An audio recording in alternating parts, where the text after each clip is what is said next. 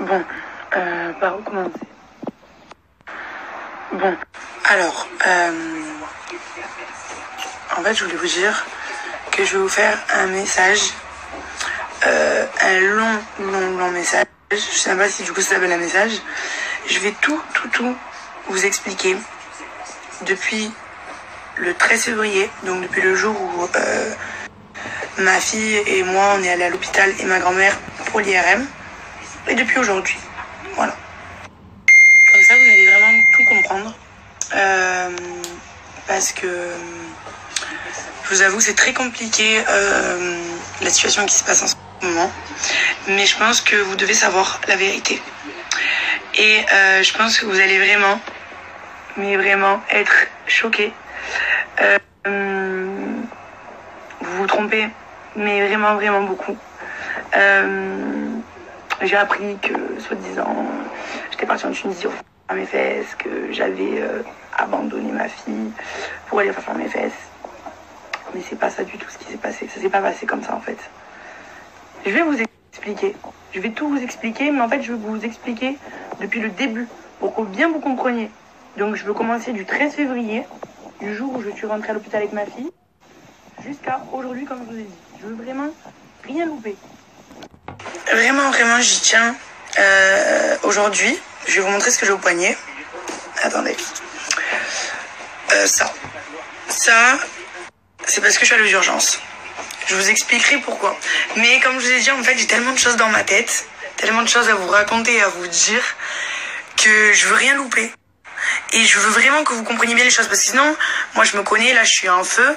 Donc d'ailleurs, je pense que je vous expliquerai un peu plus tard parce que là je suis à chaud. Et je pense qu'il faut que je me calme parce que je risque de dire des choses, pas qui vont déplacer mes pensées, parce que ce que je vais dire c'est la vérité. Puisque je vais dire que la vérité et rien que la vérité. Moi. Mais je pense qu'il y a des choses qui doivent rester entre le père de ma fille et moi. Et pas tout mélanger. Donc je vais être adulte pour une fois. Et je vais pas tout mélanger. Je vais vous dire juste qu'il vous regarde entre guillemets, puisque vu qu'il a voulu en gros vous parler de ma vie privée, enfin bref, il veut vous mêler à ma vie. Bon, revenons à nos moutons. Parce que vraiment voilà, le problème c'est que je m'égare parce que j'ai tellement de choses à vous dire. Et j'aurais des choses à vous dire bien avant le 13 février. Mais bon, le truc c'est que, comme je vous avais dit, je parlais plus de ma fille parce que le problème c'est que les gens, avec 3 Snapchats que je fais dans ma journée, ils arrivent à pouvoir critiquer ma vie de ma maman. Donc du coup je me suis dit, j'ai plus rien à leur dire parce que au moins de trucs que je fais, ça va jamais. Alors que bon, sans prétention, je pense pas être une mauvaise mère.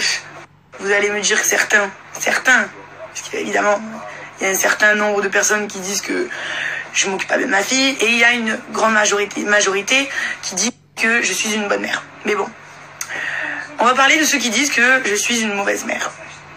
C'est-à-dire que vous, avec 3 Snapchats dans ma journée, vous arrivez à juger si moi je suis une mauvaise mère. D'accord, ok, bon. Du coup, j'ai dit, je vais plus snapper ma fille, comme ça au moins vous n'avez plus rien à dire. C'est simple. Donc, ce que je faisais, je snappais plus ma fille. Je snappais ma vie, mais plus ma fille. Mais évidemment, ma fille est là. Bon, je pense que ça sert à rien que je vous le dise, mais vous pensez bien que ma fille, je l'aime. C'est mon bébé, c'est mon trésor, je l'ai mis au monde. C'est ma princesse, c'est ma guerrière, c'est ma vie. C'est ma vie, ma fille. On est d'accord. Je le répète, je le dis quand même parce que le père de ma fille, il a tendance là, en ce moment à dire que ma fille me dérange. Alors, ma fille ne me dérange pas du tout. Vous savez, le premier jour que je suis venue ici, petite parenthèse, j'ai dormi par terre au sol. S'il fallait que je dorme ici, par terre au sol, pendant 1 mois, j'aurais dormi par terre au sol. Je m'en bats les couilles. Ma fille, c'est ma vie, je ferai tout pour elle. S'il faut que je donne mon cœur, mon rein, ce que vous voulez, la moitié de mon sang, ce que vous voulez, je donnerai tout pour ma fille. D'accord, qu'on soit clair sur ça. Bref, je m'égare encore. Donc, c'est même ce que je vous dis à la base. Oui, les gens qui disaient que je suis une mauvaise mère. Donc, les gens avec 3 Snapchats. Donc, ces gens-là arrivent avec 3 snaps à savoir si je suis une bonne mère ou une mauvaise mère. Bon, d'accord, ok, allez, bon. Bref, on va passer. En fait, ce qu'il y a, et vous le savez, je suis en très mauvais terme avec le père de ma fille. Bon. Le truc, c'est que le père de ma fille, on va dire que je l'ai pas privé, parce que ici où j'habite, donc s'il avait vraiment envie de voir sa fille, il serait venu. Il peut dire ce qu'il veut, mais quand au début il me faisait du harcèlement, il venait tous les jours chez moi devant ma porte. D'accord, j'ai dû changer 2 fois de numéro. Il faudrait que je demande à mon avocat, mais je sais pas si j'ai le droit de vous montrer les plaintes que j'ai déposées pour harcèlement, etc. Donc, pour l'instant, je vous montrerai rien. Juste, je vous le dis. Mais c'était il y a un moment, il y a genre... ça devait être en septembre, le moment où on s'est quitté, quoi. Pour de bon. Donc, on était en mauvais termes. Évidemment, je ne lui laissais pas voir ma fille. Mais bon, il m'a tellement fait des trucs de fou que si vraiment il voulait voir sa fille, il aurait tout fait pour la voir. Ce qui n'est pas le cas. Et ce qui n'est pas le cas puisque ça fait 4 mois ou 3 mois que ma fille n'a pas vu son père. Il a donné signe de vie de temps en temps. Alors, je vais vous donner une petite info. Pour Noël, le père de ma fille a offert 0 cadeau à ma fille. 0 cadeau. D'accord ? 0 cadeau. C'est-à-dire même pas une peluche, rien. 0 cadeau. Donc, c'est-à-dire que tu mets des enfants au monde, c'est Noël, juste un petit truc. Donc, rien. Rien pour ma fille, sachant que le père de ma fille a 2 autres enfants, et ces enfants-là ont été gâtés. D'accord ? Mais pourtant, il n'est plus avec la mère de ces 2 enfants. Et moi, ma fille, 0 cadeau. Donc, certes, on n'est plus ensemble avec l'autre mère, il n'est plus avec elle non plus. Eux, leurs enfants ont été gâtés. Ma fille, elle a eu 0 rien du tout. Donc, c'est vrai que j'étais un peu énervée contre lui parce que je trouve que ça se fait pas quand même si lui et moi on n'est plus ensemble, on s'entend pas, ma fille a rien à voir là-dedans. Acheter un petit cadeau pour sa fille pour Noël, je comprends pas pourquoi il l'a pas fait tandis qu'il a fait autre. Donc déjà c'est vrai que ça m'énervait beaucoup, vraiment ça m'énervait vraiment beaucoup, je comprenais pas pourquoi. Donc c'est vrai que je lui en voulais aussi parce qu'il avait pas fait de cadeau à ma fille et excusez-moi mais il aurait pu faire livrer un cadeau chez moi pour ma fille, quoi. Parce qu'en fait, je vais vous expliquer, parce que je vais devancer, parce que je sais ce qu'il va dire, parce qu'il va voir évidemment mes vidéos. Il va dire qu'il voulait pas me donner de l'argent, parce que sinon je lui avais dit donne-moi de l'argent, je vais acheter le cadeau pour la petite. Il voulait pas me donner de l'argent puisqu'il pensait que j'allais dépenser en boîte de nuit. Mais je vais vous expliquer un truc, je gagne très bien ma vie. J'ai jamais eu besoin de personne, et encore moins de lui. Donc si il croit que j'attends les cadeaux de Noël pour aller les dépenser en boîte de nuit alors que c'est les cadeaux, c'est l'argent pour les cadeaux de ma fille, là on va dans un grand délire. Mais vraiment, il faut pour y croire parce que je gagne quand même très bien ma vie. Je pense que vous le savez, j'ai besoin de rien, j'ai toujours... Bref. Bon, je me suis dit il veut pas me donner l'argent parce qu'il pense que je dépense, allez, pourquoi pas. On va partir dans ce délire. Des fois, je me dis, allez, je vais dire, allez, ok, peut-être qu'il croit ça, allez, ok. Mais à ce moment-là, t'avais qu'à me faire livrer un cadeau ou venir et laisser un cadeau pour ta fille pour Noël. Puisque tu penses que l'argent, il est dépensé, il va en acheter un. Alors, tu vas à, je sais pas, moi, à la grande récré, tu vas t'acheter un cadeau, tu viens, tu le déposes. Non plus. Donc, ma fille a eu 0 cadeau pour Noël. Ok. Attendez, c'est pas fini. Donc, déjà, il se passe tout ça. Ok. Bon. Moi, je laisse toujours pas voir ma fille pour des raisons qui me sont propres. Et si je pense que je vous l'ai dit, vous comprendrez. Mais le problème, c'est comme je vous ai dit, je peux pas vous dire parce qu'il y a des choses qui vont rester entre lui et moi. Que là, je pense que vu qu'il a dépassé la limite, moi aussi, je vais aller au même niveau que lui. Donc, du coup, je vous raconte ma vie puisqu'il raconte ma vie. Donc, je vais vous raconter notre vie, du coup. Attendez. Oui, parce que je suis à l'hôpital avec ma fille. Attendez, il faut vraiment que je vous raconte, mais j'ai tellement de choses à vous raconter, je vous jure. Je crois que si je passe toute la nuit à vous parler, j'aurais pas fini demain matin. Mais vraiment. Bon. Qu'est-ce que je vous disais ?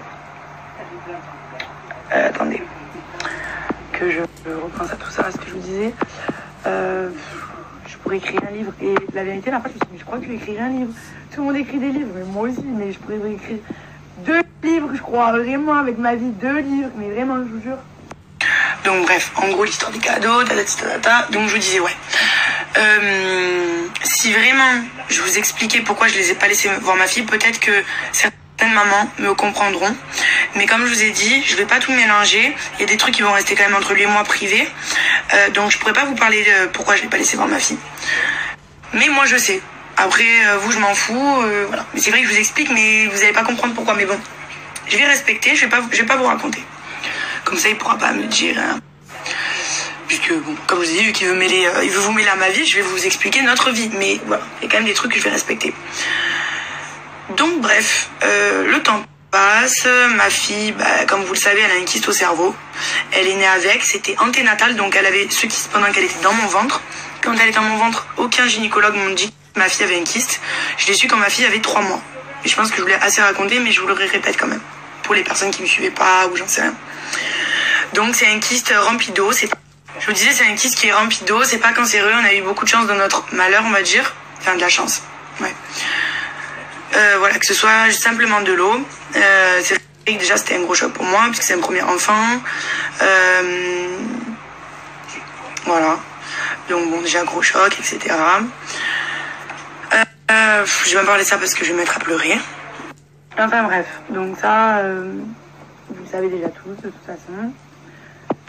Ça m'a perturbé de vous parler de ça. En fait, je voudrais vraiment vous expliquer, bien vous expliquer et vous montrer avec des preuves, pas vous parler, juste vous parler avec mes mots et que vous vous disiez c'est sa parole contre la sienne. Voilà, non. Je voudrais vraiment vous montrer la personne que c'est, que vous me compreniez. Je veux pas me faire passer pour la meuf, genre non, j'ai pas besoin de pitié, je veux rien du tout des gens. Oulalala, pas du tout, comme je vous ai dit, je veux plaire à personne. Au contraire, pour moi, plaire à tout le monde, c'est plaire à n'importe qui. Et je suis pas du tout ce genre de personne. Je suis une personne entière, 100%. J'arrive pas à faire semblant. Quand je pète un câble, je pète un câble. Quand j'aime à fond. J'ai pas de demi-mesure. Je suis pas à moitié moi. C'est tout ou rien. Je suis comme ça dans la vie tous les jours, tout le temps. J'arrive pas à faire semblant. Si je peux pas vous encadrer, je pourrais pas vous encadrer. Et je pourrais pas faire semblant que je vous aime bien. C'est impossible, j'arrive pas. Avec n'importe qui. Même avec ma propre famille. Donc avec des inconnus encore moins. Donc bref, donc voilà, ça c'est mon caractère, je suis comme ça. C'est vrai, des fois je suis impulsive et tout, et quand j'aime, j'aime, et c'est vrai que je suis hyper naïve, je fais beaucoup confiance à beaucoup de monde, je crois en beaucoup de choses, voilà, on peut vite franchement la vérité on peut vite m'embobiner. Après quand j'ai une personne dans le collimateur, je l'ai pas ailleurs, ça c'est sûr et certain, et je lâche pas l'affaire. Et là je compte pas lâcher l'affaire parce que il a trop essayé de me détruire, il a trop essayé de, en plus avec tout ce qu'il fait, c'est même pas à moi qui fait du mal, qu'à moi, c'est à ma fille aussi, c'est-à-dire que il est égoïste, il pense même pas à ma fille dans tout ça, c'est un truc de fou, mais vraiment, parce que croyez-moi que si je suis pas bien, ma fille elle est pas bien, et tout ce qui se passe, d'ailleurs c'est pour ça qu'on s'est quittés, parce qu'on faisait que s'embrouiller, ça veut dire après c'est invivable, imagine un enfant au milieu, entre les cris, les disputes, la police, combien de fois c'est pas possible, c'est invivable, des fois il vaut mieux se séparer, c'est de l'amour qui est nocif. Genre c'est même plus de l'amour, ça devenait de la haine carrément, donc le mieux pour nous c'est de nous séparer, et c'est ce que j'ai fait, j'ai préféré me séparer de lui, vivre ma vie avec ma fille. Après des fois il y a des couples qui se séparent, qui s'entendent bien, c'est vrai que c'est rare parce que souvent dans une séparation il y a souvent un qui aime et l'autre qui aime plus, donc c'est vrai que c'est quand même compliqué à gérer, mais il y a quand même des couples, moi je sais que mes parents étaient séparés, c'était pas l'amour fou quand ils étaient séparés, mais quand même ils arrivaient à s'entendre. Je vivais un week-end sur 2, j'habitais chez ma mère, et un week-end sur 2 je vivais chez mon père, et c'est pas pour autant qu'il y avait des disputes de malades, des bagarres, des trucs de fou, non.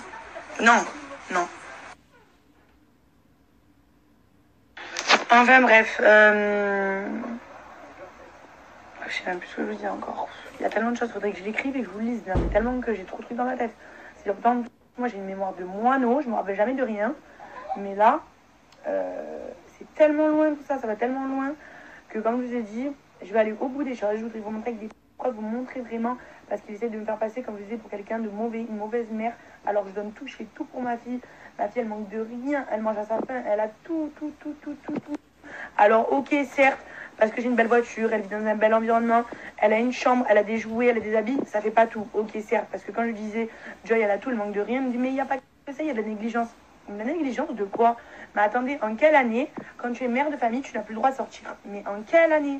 J'ai jamais entendu ça. Ça veut dire que toutes les mères qui me regardent, écoutez bien, vous n'avez plus le droit de sortir. Parce que sinon, vous êtes une mère ingénie.